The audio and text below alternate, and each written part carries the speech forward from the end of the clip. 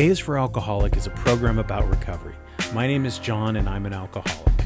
And my name is Jerry and I'm an alcoholic. Join us as we go through the alphabet of alcoholism one letter at a time. Anime's not really my thing. Me neither. I haven't really been watching, I don't want to say this like, this sounds really fucking pretentious, but I just haven't been into watching TV programs lately, or I've been kind of like... Pinky's out there. Oh. I know. Well, I don't know. I watched too much fucking political bullshit on YouTube, probably. So poisonous. So do I. I feel like I'm taking horrible poisonous medicine, but I do it anyway. And I was watching... So that's not entirely true. I did start watching Perry Mason on HBO, but then I canceled. What'd you think? I liked it first, but I canceled the HBO. I go back and forth where I'm like, I'll have it for 1 month, and I'm like, $15. Like, I need $15, And I'm trying to, because I know that I feel the impending unemployment coming my way, and I'm thinking, do I really need the HBO? Do I really need to find out what happens to Fatty Arbuckle? Right. Or Perry Mason in the case of the little Charlie or whatever it was. Little Charlie. I finished it last night, the whole season. Yeah. Was it good? Yeah, it was really good. I enjoyed it very much. I like the whole arc of Perry Mason going from fucked up detective who's like pretty much a let's say mid-functioning alcoholic into like lawyer who's still a mid-functioning alcoholic, Maybe he's low function. He's like a step away from homelessness pretty much. What do you think it is about that trope, not just with detectives and cops, but with people in general, this sort of high functioning or mid functioning alcoholic that we love to watch? Like, what is the allure of this really, like, we know from living it, sad, painful, uncomfortable, oftentimes dysfunctional, the relationship he has with the pilot, woman, right? Yeah. Mm-hmm. Well, she's always trying to buy the fucking house, and he's like, no, I don't want to sell the house. So there's like this underlying thing of like, is she fucking him for the house? But right, it's so funny. But what is it about that? that? Yeah. Well, I want to talk about that one point, and then I'll move on to your question. But after we finished the show, I was like, that relationship he has with that Mexican woman, is, in my eyes, when I was an active alcoholic, would have been the perfect relationship. It would have been fucking perfect, because she comes over, she brings you tequila, she has weird sex with you, and then she tries to buy your house and then leaves. And then just leaves. And he like heaves abuse on her, like emotional abuse. He doesn't like, hit her or anything, but he just is emotionally actively mean to her, emotionally abusive. And she's just like, I don't give a fuck what you're doing, little guy. I just want to buy your house and have sex with you and bring you mezcal and then fly you in a plane somewhere cool. And then we can drink mezcal and have sex in a fountain or something. And I'm like, this woman is like, look at my wife. I'm like, listen, I love you. I'm in recovery now. I don't know if you know this, but I don't drink anymore. I was like, but when I was drinking, that would have been the ideal for me. Now, to answer your question, I don't. It's weird, right? Because that is a very common trope. The alcoholic is an incredibly common trope, especially the down on his luck alcoholic. And I don't know if it's something we relate to as a culture, that people who are non-alcoholics know an alcoholic, so they can be like, oh, I relate to that feeling. Because when I see someone, even a high-functioning alcoholic on a TV show or something, I feel empathy for them. Like, I feel bad for them. I feel sad for them. I relate to them in some ways, and depending on how well they're written, right? I honestly think it's just a relatable thing, and maybe that's their way of expressing this person is so down on their luck, or this person is at the lowest point in their life and they need to have that summit. They need to like scale up and change, or just maintain that kind of rock bottom shit, It's just like the trope with the recovering alcoholic who's always on the verge of having a drink. I hate that trope. I hate it. I would love to see someone on a TV show or movie who's a recovering alcoholic who isn't always on the verge of getting loaded. Like, to me, I just think it's so lazy that they're like, well, now it's time to drink because I went to one AA meeting in episode 1, Like that has always pissed me off. I'm like, I'd love to see one where they're not tempted to drink, where it's not a life or death thing. You know, that they're not sitting there with a bottle they have. Like, why are you carrying a bottle around with you if you got fucking 8 years sober? Right. Is that what are you talking about something specific, or is there? They're just always the only one I think I've seen where the dude isn't on the verge of drinking is like fucking House of Cards, right? But like they did it in Bates Motel, not Bates Motel. They did it in Castle Rock, which is a Stephen King anthology show with a character on it. They've done it.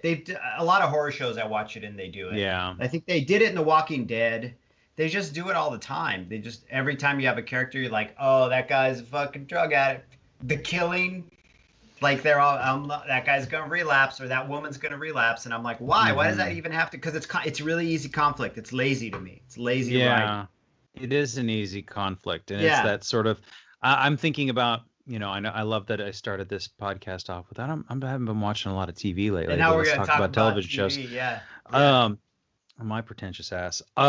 Just Goliath with Billy Bob Thornton. It's on Amazon.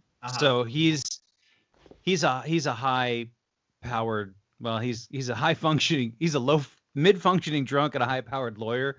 And so, but he also, like, he's Goliath because he's David and Goliath. So he fights for the little guy against the big corporation, whatever that might be, blah, blah, blah. But he's always got this personal struggle, and we don't know where the mom is, and he's dealing with, you know, his daughter, and his daughter's cleaning up after him. And there's like this thing where all these people are helping him, right? And so, like, this idea that if he can just help somebody else in this setting of like helping this small person, this little guy, get on over this corporation, or somebody's making somebody sick, like some company's making people sick, or they're stealing water, or whatever it is, like that's his way of trying to redeem his bad behavior in every other aspect of his life, every personal, you know, he lives in a motel next to a bar, and so he's always at the bar, he's falling asleep in the booth. Right. Like he's not even one of these drunks that sits at the bar. He's got his own booth in the back corner. Right. You think that'd make him a super unreliable lawyer? Like he's hung over all the time. I don't know, man. It's just, I think culturally, non-alcoholics know at least one alcoholic.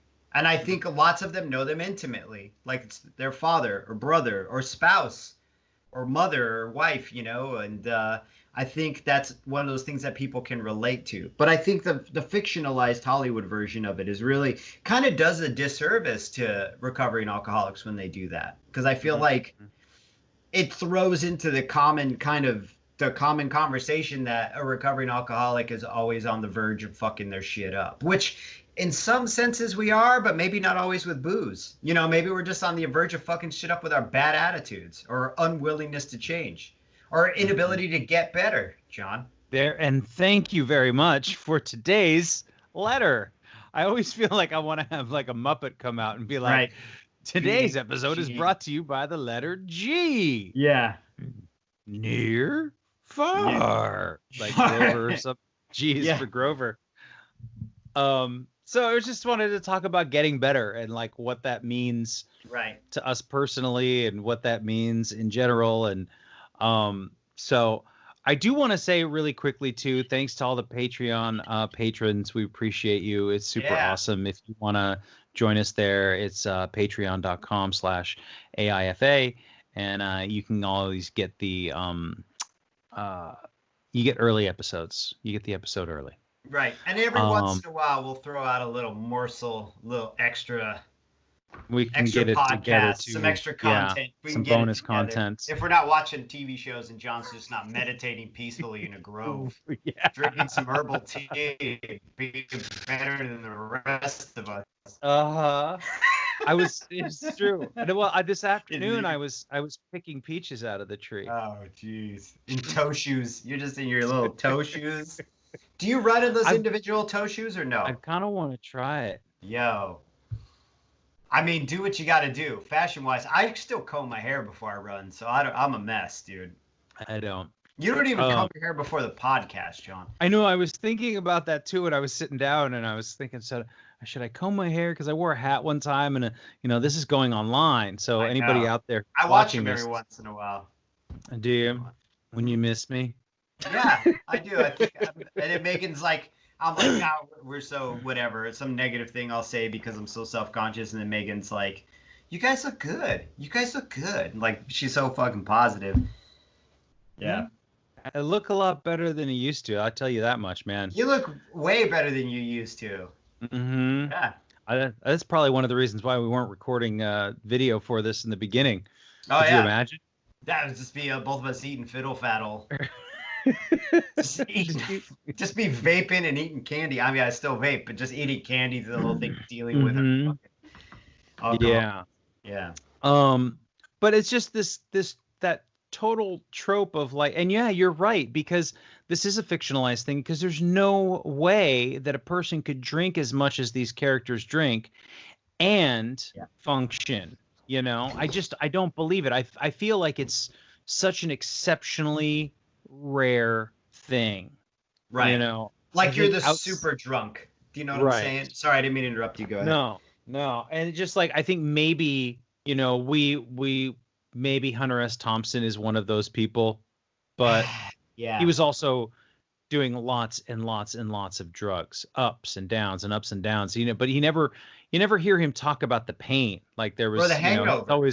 Or the hangovers. You know, I mean, I think Bukowski talked a little bit more about hangovers, but yeah, he did. But yeah, it's just this idea of getting better. And I think that like when I'm not feeling well, when I get sick, whether it's a chest cold, you know, knock on wood these days, or, you know, my ankles hurt when I go running, there's this whole process of assessing the problem and then looking for the treatment for that problem, and then applying that treatment and, you know, doing it continually. Like, you know, antibiotics, you're not supposed to stop taking them, because even if you don't feel whatever I was going to call it a curse, but whatever the ailment is, the curse has been lifted. Right? It's still in you. It can still be in you. And so I think that I feel like alcoholism is that way, that we have to take our antibiotics every single day. Yeah. But in a spiritual way. In a spiritual way. And and like that's a hard thing for people. That's a hard pill for people to swallow, right? Like spirituality. And I think that somebody was asking me about like John, what is your somebody new to the program, very, very new, was asking me what my higher power was. And I said, well, you know, it's still been pretty vague.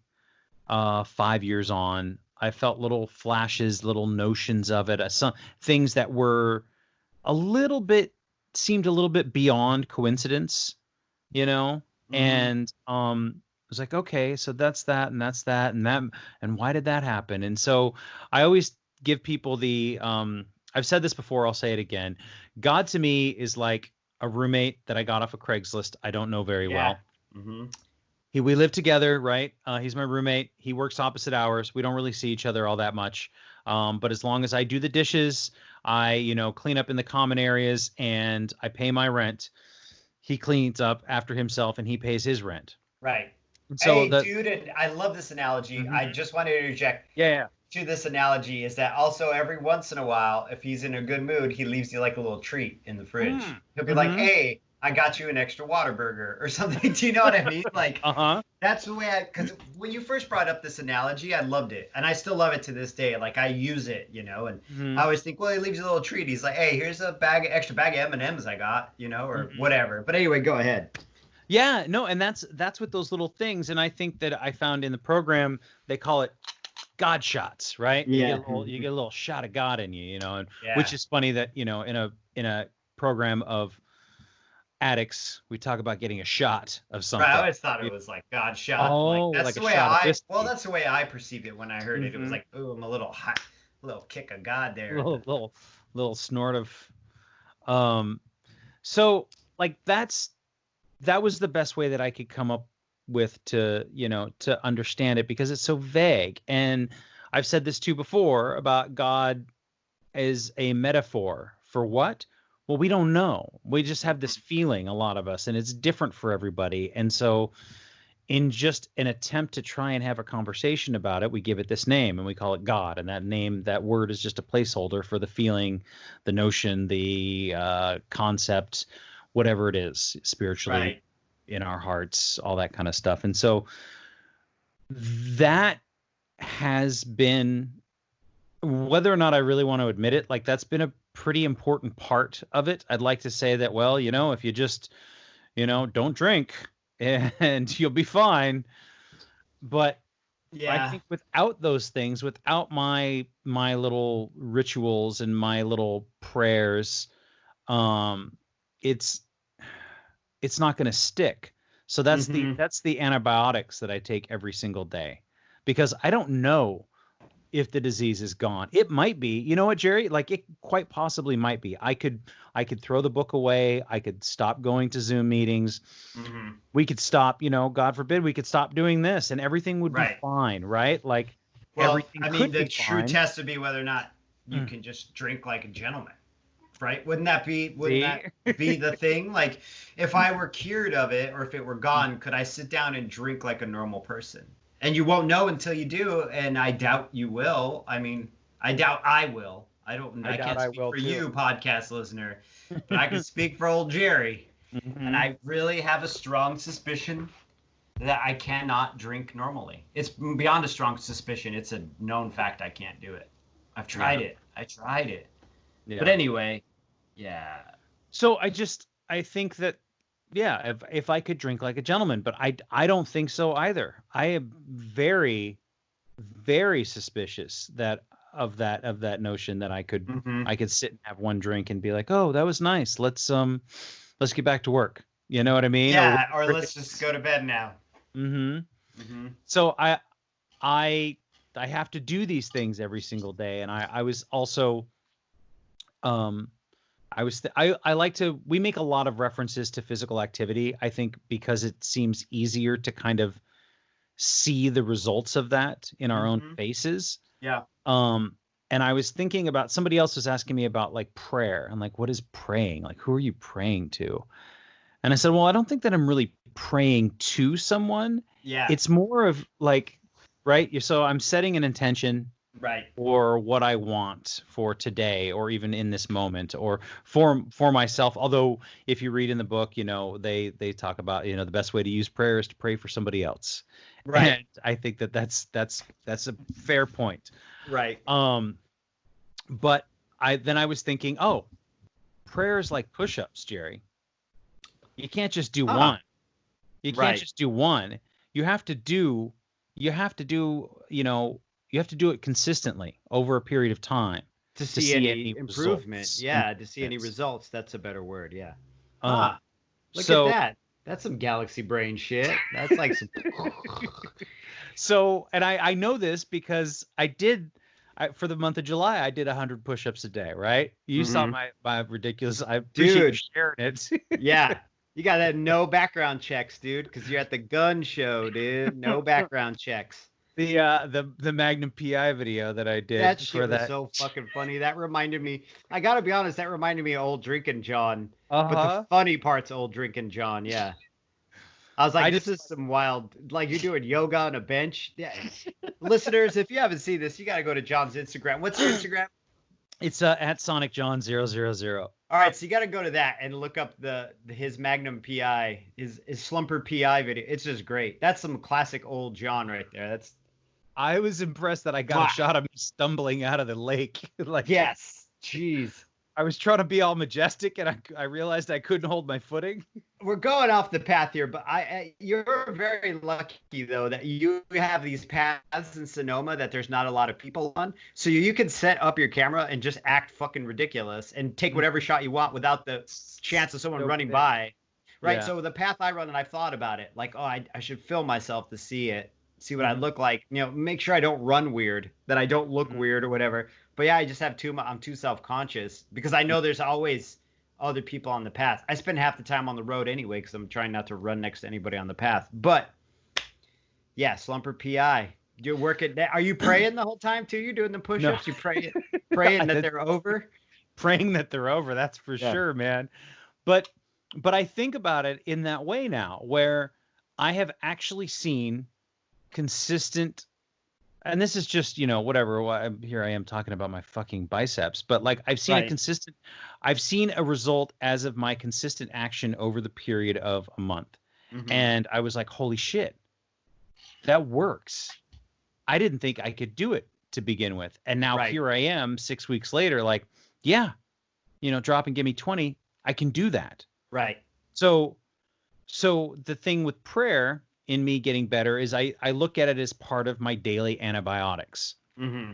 And so I usually write mine down, but I've been messing around with like doing a little something at night where I'll wait before I enter the room before I go to bed. Mm-hmm. And I'm still trying to like sort out like the ritual around it, right? Like we have like little routines and rituals, and we figure out how to do them and what works best and mm-hmm. how we can do them consistently. And and I go, what do I accept for today? Like what do I accept? I accept a good night's sleep. I accept that tomorrow I will wake up rested. I will wake up refreshed. I accept that the people in my life are comfortable and happy. I accept that I am cared for and I am able to share what I have with other people when they need it, or something like that. Right. So whatever it is, whatever the thing is. And so I've been doing that, like, okay, I accept, and then I can kind of go to bed. So I've been messing around with that and sort of like trying to, piece by piece, cobble together some sort of actual program of prayer and meditation, which, mm-hmm. as we know, this shit takes forever. So, to anybody out there listening who's just getting started with this shit, it just takes time. Yeah, it really does. Yeah.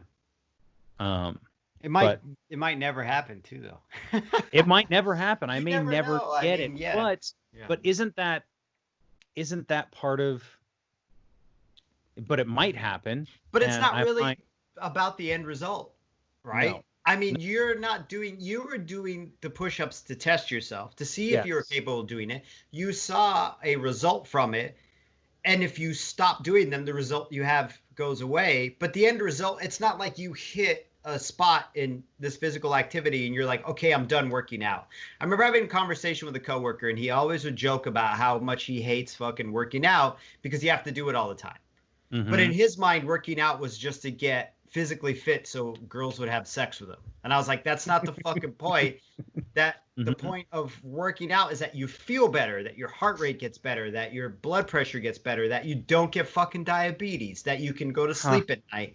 Those are the things. So you need to do those things every day so you feel better. You know what I mean? Mm-hmm. So it's just one of those things where even with the practice of meditation and prayer, if you have a set goal in mind, in my opinion, it's going to be harder to achieve, because it's not about the set goal. It's about the practice of it. The practice of it is the goal itself, Mm-hmm. And it is always hard at first, because in this culture, we're not taught how to do any of that shit.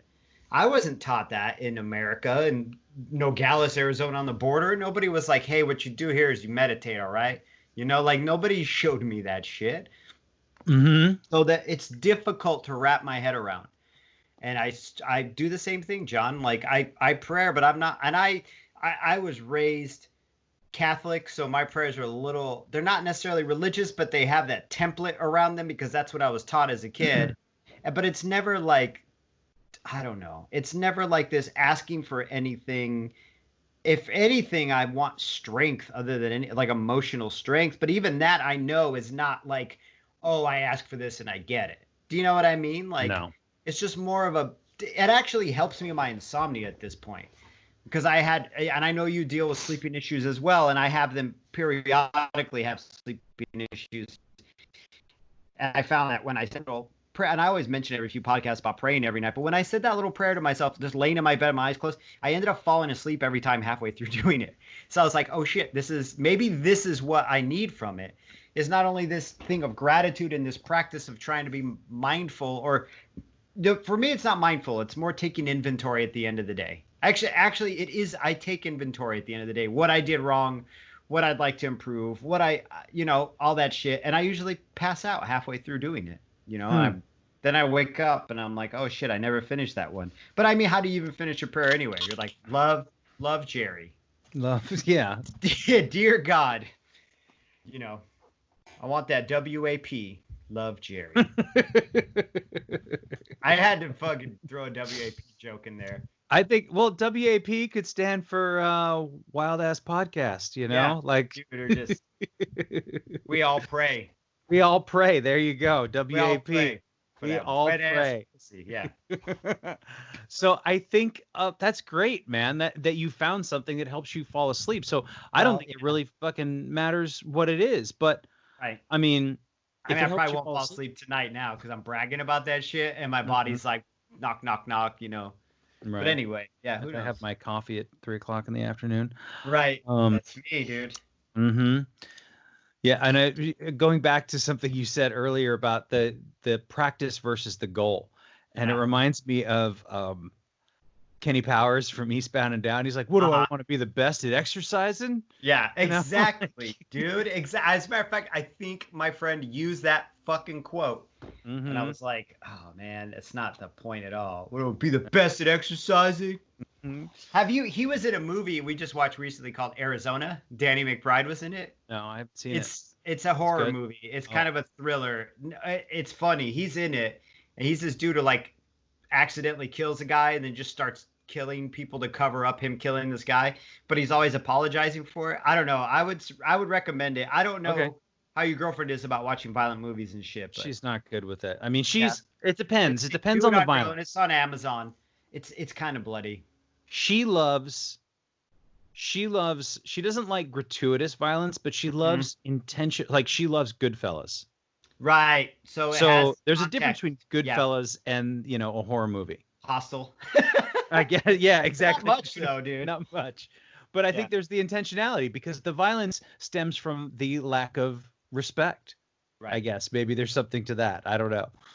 But it's on Amazon. It was pretty funny. Also, if we're going to do this movie TV thing, I know we're trying to get deep and philosophical here, but I watched a movie last night that made me so fucking happy. It's called Peanut Butter Falcon. Have you seen that movie with Shia LaBeouf? No, it sounds familiar. Fucking great. It was great. I felt good because I haven't felt good during this quarantine. I've had moments, but like generally it's just kind of this like hopeless kind of weirdness. But like I need those little nuggets of joy, those little happiness. I was like, man, I felt good. But anyway, I'd recommend that out there. Okay. Too. Need a little positivity in your life. Watch that. Shia LaBeouf, poor guy. I feel bad for him as a person, but Is he a mess? Dude, he is a mess. He's got a lot of psychological, emotional problems, and hopefully he'll figure it out. He's a good actor. Yeah. Yeah, this is our little fucking gossip, our hot goss pod. I think so. Yeah, I hadn't thought about it until we just started talking about it. But looking at the things that I do every day as the antibiotics I require for the infection that may or may not be gone. And so I don't have any idea, and I'm certainly not. But we also don't go, well, I must be free of that infection, so I'm gonna go play with a fucking dirty needle to find out, right? Like we don't do that. Yep. Once we're clear of it, we stay clear of it, whatever the issue is. Try to avoid the thing that gave us strep throat in the first place. Yeah. Yes. Right. So those things, the prayer and the meditation, the writing is really helpful. I know that the physical activity, which I always say I don't want to spend a lot of time on it, but it's made such an impact and such a difference in my mental state. And I've heard this a lot with like action dictates mood. Okay. And it's like, well, I feel bad. I feel down. I feel awful. My sobriety's not really working. I do it like today, doing push-ups and squats and like doing the crunches. And I'm just like, oh man, I don't want to fucking do that. It's like, well, that doesn't matter anymore, John. That doesn't matter. You do that now. So go and do that. And as soon as I'm done with it, I'm like, oh, I got that done. So it's not like I think oftentimes, especially in early sobriety, there's not necessarily joy in doing the work. It's the relief I get from having gotten it done. Yeah. You know? Well, it's once again going back into physical activity. It's once you do all of that physical labor of the weight routine and everything, you may not feel great afterwards, but you feel better. Like your body usually get that little. I did 5.5 miles today, and I felt good for like 30 minutes. I felt good, like really good. I was like, yeah, I feel fucking okay, you know, like just mentally, physically, you know. So you get that little shot of endorphins or whatever. But yeah, I like your attitude. That's the attitude you have to have. And that's what I talk to a lot of people about, you know, when they're like, how'd you lose this weight or how'd you get in shape? And I'm like, I just do it. Even if I don't want to do it, I just fucking do it. And halfway through, I'm so in the groove of doing it that it's being done. Do you know what I mean? Because a lot of people have the best of intentions, even in recovery. They do a sober October or a no nut November or whatever you do. And it fucking, you know, like you have the best of intentions for that month and you feel really good for that month. And then you just go back to the thing because you don't want to do it anymore because it's a pain in the ass. It's not drinking when you live in a drinking culture is a pain in the fucking ass. And then having to do emotional work to make sure that you feel better about not drinking is an even bigger pain in the ass because sometimes it's unclear, you know? I mean, even the prayer thing is so unclear to me. I'm just doing what works. Like any other person can walk up and be like, why are you hammering that nail in with a screwdriver? And I'm like, this is just what worked for me in the moment. This is what I've always done, you know? But I'm also open to have someone hand me a hammer, metaphorically. Right? Yeah, that there are absolutely. That's why we do this, you know, and that's why I'd like listen at meetings or listen to fucking other podcasts about recovery so I can learn other things. Yeah. Yeah. Are there any other like recovery podcasts that you listen to nowadays? Nah, not lately. I used to listen to Sobercast. Honk my horn. Sobercast is the one that does the speaker meetings, right? Yeah, they do the speaker meetings. I like those a lot. There was another one that just came out I was curious about, and it was called A Podcast Greater Than Yourself. Oh shit, maybe I'll check that out. I haven't dived into it yet, so I don't want to say like it's great or it's terrible or anything, but it just came up and I was like, a podcast greater than ourselves or something. I thought it was pretty funny. One I found that was really popular, but I didn't like it. It was like two guys, but then all they talked about, like the whole thing was just them telling stories about when they were junkies, but then there was nothing else to it other than that. They're like, yeah, we're sober now, but man, we did so much heroin. And then that was it, really. And then they would just tell heroin stories. And I think I wasn't feeling that. I think part of that's important for the relatability, especially absolutely. knowing that the people that are talking about how good it is to be sober aren't just full of shit. Yes, dude, I'm not floating around on a fucking cloud over here being like, oh, I'm so much spiritually better than everybody else. Like, I'm a fucking shit show inside. Inside, it's like a dumpster inside of a dumpster on fire. It's like two dumpsters on fire banging against each other, like in a big pool of crap. You know, it is, and I'm trying my hardest to like put one of the fires out, you know. But that being said, to me, that one podcast in particular, I just wasn't.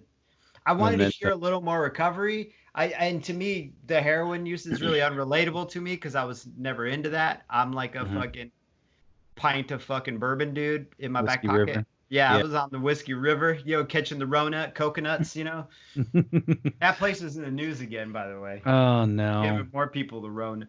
Are they still open? There's just... Hell yeah, it's like Missouri. They don't give a fuck, dude. They're just like... Swim up bar. Get in the fucking brine with the rest of us. Ugh. So, so going back, you were just talking about like the anxiety and depression and stuff like that you deal with inside, and that sobriety has not lifted all of these problems. No, it hasn't lifted them. I think in the beginning, and I know that you turned me on to this one, and when I say the beginning, I mean, early sobriety, you would say, go to the speaker meetings. That's like where you hear all the blood and guts of like what people went through. And that was super important. And that was, and not because I would gawk at it or sit there and listen and be like, oh yeah, I want to hear some nitty gritty, dirty, whatever. but it was the stuff that was super relatable and helped me. It helped to open up my ears and open up my mind and my heart or whatever, about like, oh, okay, I can listen to this person. I can trust this person. Yeah. And I can get better. Like if this person can get better and oh my God, they used to have that much money and now they don't, or they used to have that much happiness and now they don't, or supposed, whatever it was that, right. Because a lot of these people, I listen to stories and they were making a lot of money or they were driving nice cars or they had a big house and then it's all gone. And they're like, I'm so much happier now without all that shit because I'm sober. And now 5 years on, 6 years on for you, I feel I'm far more interested in the recovery aspect, the sobriety aspect, the things that work to keep me sober rather than I'm less interested in the way that it was. Yeah. So, same here actually. And I think it more comes from a place of in the beginning, I needed to hear other people tell me how it was because I needed to hear my story. I really needed to hear my story so I wasn't alone. And when I first went into the rooms, I was very alone. I knew there were other alcoholics out there. My mom and dad are fucking alcoholics, but I didn't think they were alcoholics like I was an alcoholic. I thought I was my own special blend of alcoholism. So when I heard someone say something, a few things, and it just pinged, like it just lit up in my head, and I was like, oh, I don't have to be alone in this. This lady gets it. This fucking grandma over here gets that fire that's in me. She gets it. She gets that ever-consuming feeling I have that like it never goes away. It just never fucking stops. And it was so hard to explain to people who weren't alcoholics.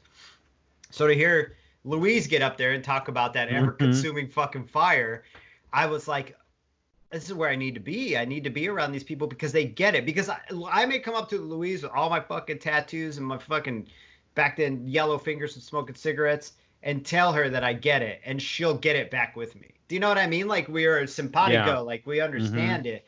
And I never felt that. I never even felt that in the bars, dude. Even talking to other alcoholics about that thing, you always forget about it because you're loaded when you do it.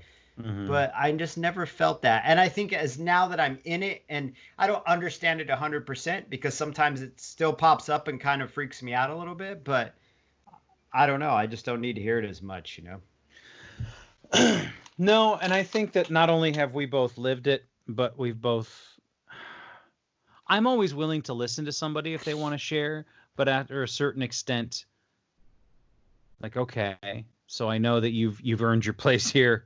But what else is going on? Like, what are the positive things that you're doing now? I think the relatability aspect of it is the most important part of it. Yeah. It's what happened, what changed, and what it's like now. And so we all need to, and I think in a way too, there's a ritual to it, especially in the rooms. There's a ritual with what happened because we all need to respect, and I feel like we need to respect and observe the ritual of what happened, so it is important, but it's yes. And I'm with you there too. It's harder for me to relate to it because I'm a little farther from it than I was before. It doesn't mean that tomorrow that's not my reality, because it absolutely could be my reality. And once again, here I am doing that trope of the alcoholic on the edge, but I know that I'm not tempted to walk towards the edge, but it's always there. And I could just be careless and convince myself that it's okay. Do you know what I mean? That the bottle's not the devil, dude. I'm the devil. Do you know? I'm here to do the devil's work. Yeah.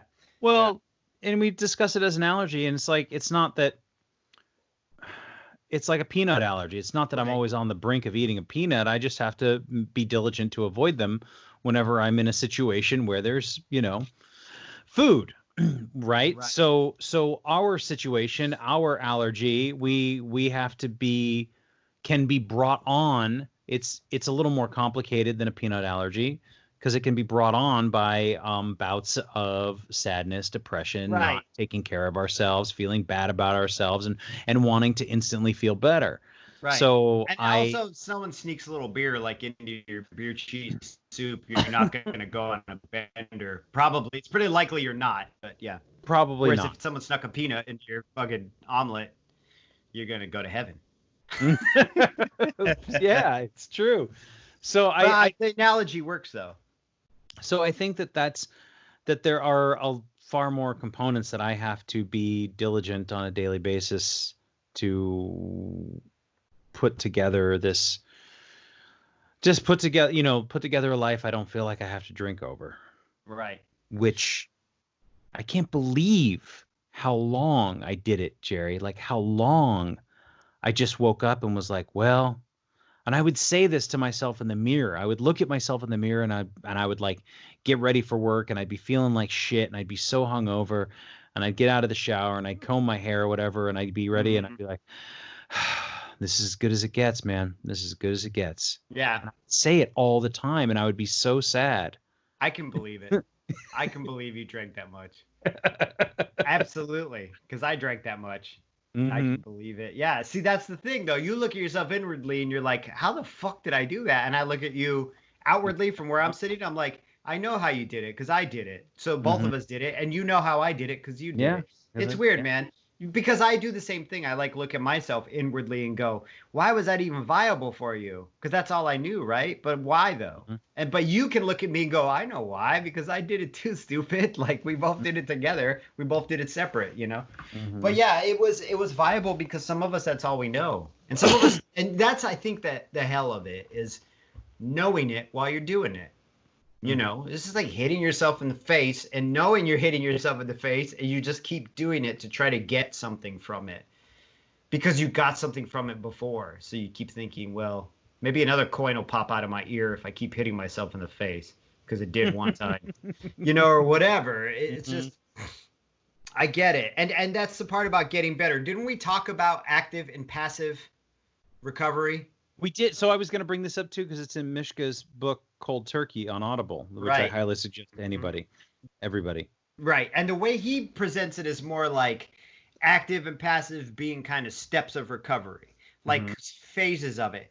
And the way I look at it too is it could even go into another level of active and passive where it is almost like, oh man, I'm trying to capture the thought here. Do you know what I mean? Because the way he presents it is as kind of steps, like I said earlier. Like in the beginning, you're in passive. In the first few days, right. Yeah, and then once you're out of that, you actively are trying to recover. And I also think of it as like actively and passively working out or doing things that are healthy for you, right? Like in my opinion, like passively getting healthy is like eating correctly, right? You don't have to physically labor yourself to eat correctly. Just don't eat so much of this thing and eat more of this other thing. And then you go into this like active type of recovery where that's where you physically work your body. They're doing construction on the alley outside of my house. So this dude's just been slamming on this fucking thing all day. So if that shows up in the pod, it will. It will. Sorry. Thank you for sticking through it. No, it's just me punching a wall the whole time. You can't see it on video now. But so that's what I think too about part of getting better is you have to recognize the active and passive parts of it as well. You know, there is the act of praying and being spiritual, and then there's the act of like, what's the word I'm looking for? Routine. Yeah, and having your routines and your rituals. You know, and two, you think I also like to think that like it's okay to kind of switch it up and try different things. Because when you talk about eating right, and I felt like this last year has been not the best. It did not go the way that I planned, you know? Right. Yeah. For most of us, for anybody. Yeah, I think. But one of the things that happened was last November after I ran the half marathon and then I hurt my leg and then I wasn't able to like up my running as much as I wanted to. And I wasn't able to like lose the weight and like get in shape the way that I thought I was going to in the spring. And then the quarantine and the coronavirus and the anxiety and the depression. And I actually gained weight. And I was like, I'd be like counting my calories, but I'd also be like, well, fuck it. If I went over by 300, I can't beat myself up about it over this because I don't know what the fuck's going on. Right. So I wasn't following that strictly to a T. So then just recently, like I would logging everything in and doing all the stuff. And I was like, you know what? I really want to try not counting calories anymore. Okay. I've been doing it for a year. And I let me know what you think about this. But yeah. But I was like, okay, I have learned this. I know what I need. and I know what is too much and what is, what is overdoing it. I know that I can't have 3 pieces of pie in a day, let alone at one meal. I know that if I'm going to have something like exceptionally, I know what's super sugary. I know what's super fatty. I know what, I know the difference between, I know what an actual tablespoon of olive oil looks like at 120 calories. Mm-hmm. So I was like, okay, so you've learned all this. So what if you just stop? And I didn't just quit it because I was like, I mean, part of me, I quit it because I just felt like it wasn't working. I felt anxious about it. I was like tired of doing it. But I was like, what if you quit doing it? You can always go back. You're not gonna, I got over the fact that like, oh, it's not a failure because I didn't do it because I forgot one day. And that's where this came from, is I literally just forgot. I was in a hurry. I came in, I made food, I went to work and blah, blah, blah. And then it was like, shit, I didn't log anything in. How could I have done that? How the hell did that happen? I've been doing it for, for a year. Mm-hmm. So I thought about intentionally, what if I just kind of followed my intuition about what was right? And so I don't want to say that like it was a crutch. It was more of a tool that was important to me and then I will probably go back to. But I was like, let me just experiment with kind of being a little more free form. Yeah, it wouldn't hurt. It's not like you're going to gain those fucking 100 pounds back. No. It's going to take, you have to work to get that 100 pounds back. Like it'll take you about a year, maybe longer, 2 years to get it back. And I'd have to be pretty actively. You would have to actively be gluttonous. Like you would have to just fuck a pie every night. Just fuck that thing up like every single night. So I don't think it's a bad idea. I like the routine of it personally, but I'm also a little compulsive about things. I tend to have like that tilt of being compulsive. I like parameters, and as I get older, this old punk rock rebel now loves boxes and rules. Like I love rules. Like to put rules on myself and boxes and parameters. Like I find that organization to be really, really comforting to me. But I hear you, and it is hard to not beat yourself up when you go outside of the routine that's worked for you, and you're like, I feel better. I don't want to go back to having heartburn every night.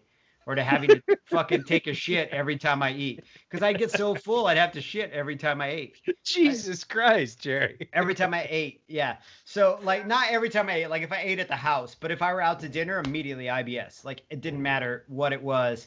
And so I never wanted to go out and eat because I was like, dang. Your digestive system is constantly working. Yeah, because I would eat. Dude, I would fucking rock. I'd eat like 2 lunches in a day. We just call that bang bang. You got bang bang today, Wagsy? Bang bang? Yeah. You gonna do a bang bang? And I'm like, fuck yeah, dude. I already had pho. What else can we do? We're gonna do a burrito?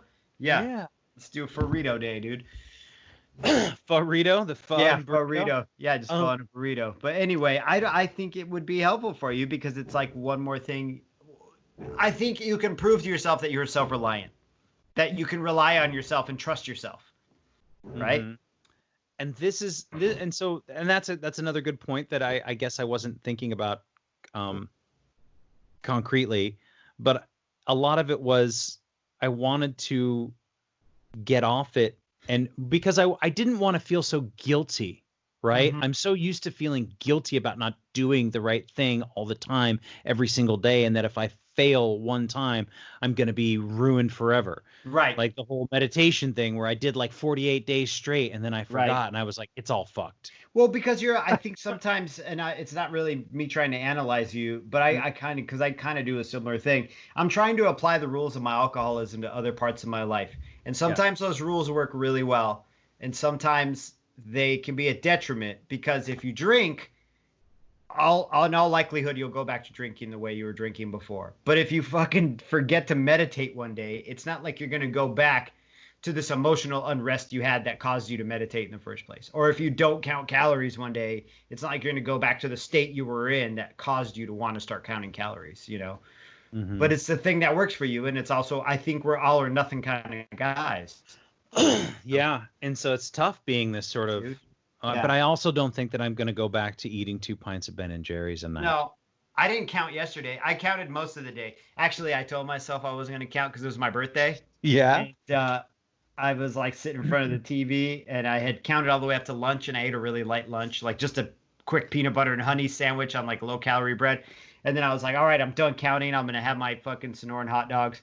And then I ate 2 fucking Sonoran hot dogs. And then I ate a third weenie just wrapped in bacon and felt like shit the entire time because I was so fucking full. I was really physically uncomfortable. Then as soon as I felt like I had digested that, I got up and had a little tiny piece of cake and a tiny piece of pie and then felt like shit again for like another 30 minutes. Because I'm not used to eating. My body's physically not used to eating like that. And so today I was like, I'm going to fucking run. I got to burn some of this, you know? Well, and you're just, your body's not used to it. And I felt awful. Like, it's amazing how quickly we become adjusted to well-being, that even a little bit of the fucking horrors of, I could have done fine with just one hot dog and some beans and just rolled with it, you know, because I made Sonoran hot dogs, you know, the bacon wrapped hot dogs with salsa and all that shit, and they're delicious. But anyway, I could have done fine with that. But no, I ate 2 with buns and then went back in the kitchen and picked up the weenie and was like just snacking on it like a cigar, like just holding it like a cigar. Yeah, watching TV. My wife, she's like, "Are you sure you want to do that?" And I'm like, "Yeah, I got this shit." And then like 20 minutes later, I was like, fuck, I'm so fucked up. Because it's all or nothing. Yeah. All or nothing, dude. It's always been all or nothing. So I can relate a lot to your feelings towards it. But I can also support you in saying, give it a try. Get off the counting for a little while and see where it gets you. Just weigh yourself. Mm-hmm. Weigh yourself like I used to weigh myself every day. Now I weigh myself like once a week. But yeah, I haven't weighed myself actually in a week or 2. Maybe I should go weigh myself after this. Yeah, I mean, again, that idea of self-reliance and not feeling guilty about all the things that I'm doing. And so I think that, again, it's a fine line with sobriety, especially because I know that if I have a drink, it's going to end poorly. Right. You know this, and also we both, here's the thing. I don't want to test it. I don't want to test it because I already know it. So people are like, well, how do you know? I'm like, I just innately know, just as sure as I fucking open up the door and there's going to be a sidewalk there. Like, I just know it. And I don't want to test it. Because if I test it, then fuck, dude. Like, then I got to go through that. I also know that I like not to feed myself a line of bullshit either about like, well, I'm just trying something new out here by not doing any of my program and see how it goes. Right? Yeah. So for me, it's about tweaking it and finding.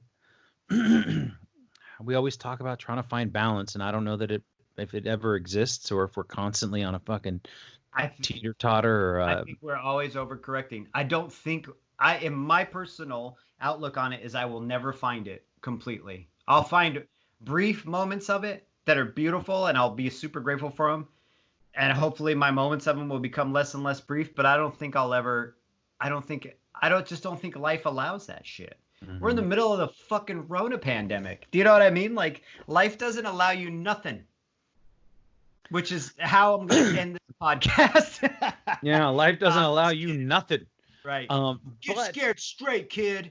But I do think that sobriety has allowed a lot of things to happen and has allowed me to make choices that were literally unavailable to me when I was drinking. Adjustments within your life, the balance, finding the balance, the adjustments, that affords you something. But I mean on the big void, everything going around us, you know, that is kind of unforgiving. But what you do within that void and the way you steer and balance and, you know, once again, using the nautical terms, the way you navigate it, you know, that's precious. That's precious. It's precious. So how was your birthday yesterday? Fucking perfect. It was a great day. It was fucking awesome. It was awesome. I woke up and I didn't even paint. I cooked all day. I made myself my own cake. I made myself my own dinner. Like, it was great. And Megan was like, I feel so bad because I didn't make you shit. And I'm like, that's all right. I like doing this stuff. Like, if I'm going to take the day out from painting, I need to find something to do. I can't just sit here anymore.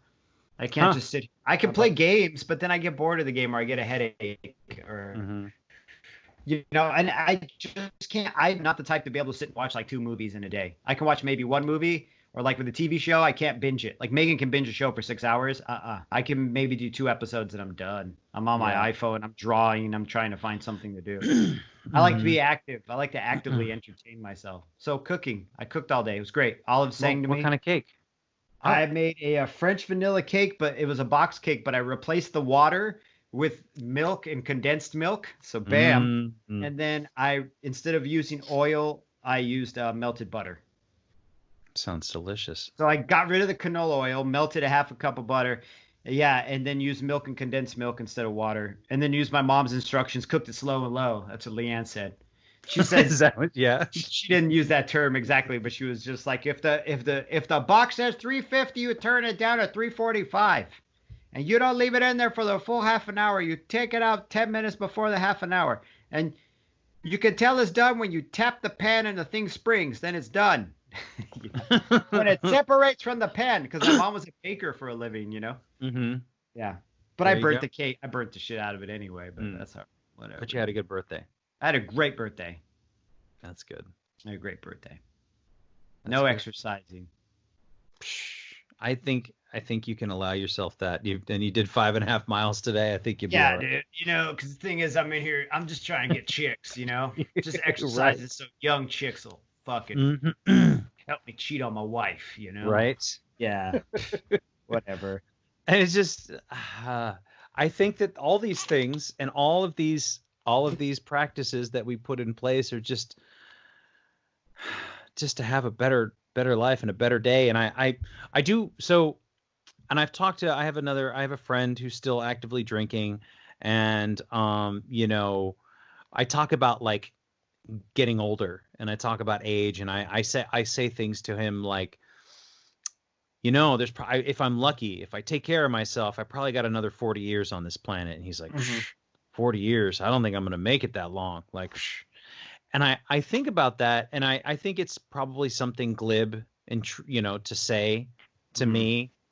But what scares me, and when I think about taking care of myself, when I think about my sobriety and stuff like that, is like those last few years of his life, even if he lives to be if he lives only for another 20 years and he continues to drink, I imagine those last few years are going to be filled with a lot of pain and disease and hurt. Yeah, and probably struggle and like that kind of stuff. I don't want to say it terrifies me, but it's definitely something I think about for myself, which I never did before. Right. I think you're actively trying not to have that happen. But like, once again, the future's uncertain, John. You never know, baby. But at least you can have some stake in it and be like, listen, if I have a choice in the matter, this is what I'm going to do. Right. Dude, I love my fucking Fitbit, right? This is a weird non sequitur, but I love my Fitbit because it tells me my resting heart rate. And over the past like 2 years, I've owned it because I got the Fitbit. I went on counting calories and then got the Fitbit shortly after that. And so for the 2 years I've owned it since 2018, I've watched my heart rate, my resting heart rate slowly go down. Do you know what I mean? Like the numbers go down to where it's like where I'm healthy now. And I love that. I love being able to look at this and look at a little Fitbit, and then I scroll the thing over and it says, your heart rate is excellent for a man your age. And I'm like, fuck yeah, it is. Fuck yeah, it is. Because I ran 5.5 fucking miles today, and I enjoyed the whole 5, even though my lungs burnt and my legs, my hips are a little hurt, a little sore.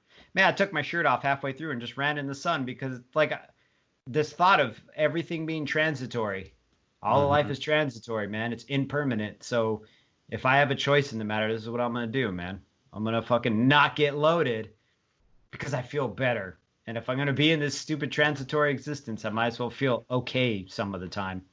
As best as I can, as good as I can. As good as I can get, And I got to tell you, I don't even, in the summertime, I don't even go out with the shirt. I don't even. I know you don't. You're leathery as fuck. You're one of those old leathery dudes just running around, just old baseball mitt. That's old baseball mitt Johnny. I can see basically you in another 60s. 10 years, 60. Oh yeah. Just in tight little tiny running shorts, just like headband, thinning hair. And the same yellow sunglasses held together, just was fucking hope and a prayer. Not really. You'll probably find 10 pairs on Amazon at that point. But I could see it. I think our buddy Walter has another pair because he was working the same night, that same New Year's Eve party. Oh, I think he's got a pair on his wall that I want to steal from him. Are they shock top? Like, is it from a beer company or something? They're actually, so the orange sunglasses that I wear, they're Veuve Clicquot. They're fancy fucking champagne sunglasses. Oh, fancy champagne. Yeah. So and I just got them, and I was like, yeah, I'll take some fucking orange sunglasses, and then I just started wearing them. And it's funny too, is when I started wearing them, my head was too fucking big for them. Right, so they were like Mr. Potato Head glasses. Yeah. Yes. Like if I go back through my Under Armour app, all pictures I've taken of myself, and I'm like, oh fuck, dude, those glasses did not fit my giant head. Which my head is still big, but it's not quite as big as it used to be. It's not big like width-wise. Yeah, it's not as wide now. Yeah. You've still got some good vert. Got some good vert on you, John. Got a lot of vertical. So I think getting better is a practice. Yeah. There's nothing else I can say. It's a practice. So practice what you preach. And Papa don't preach. Papa don't preach. WAP. Papa don't preach. WAP all day long, dude. we always praying. We always pray. I hate that praying shit at the end because it makes me sound like a weird youth pastor, dude. Mm-hmm. I'm just like, so are you girls down with WAP? We always praying. I'm a child molester. Anyway, yeah, we're gonna end up there. Yeah. So I think that it's important to remember getting better takes energy, it takes effort, it takes my patience, it takes a lot, man. But for me it's so much more. It's worth so much more than what was going on in my life 5 years ago. Mm-hmm. Cue in Joe's music. Doom doom. Yes. Cue in Joe's music and the outro. A's for Alcoholic is brought to you by you, the patron. Yeah. Thanks, Jerry. Yeah, thank you, man. Yeah, right. Good talk. All right. Later. Bye. Thanks again for listening. Our music, as always, is by Neglect. You can find more of his stuff at neglect.bandcamp.com. And you can find us on all social media platforms that matter: Instagram, Facebook, and Twitter. And you can reach us at aisforalcoholic@gmail.com. Talk to you later. Yeah.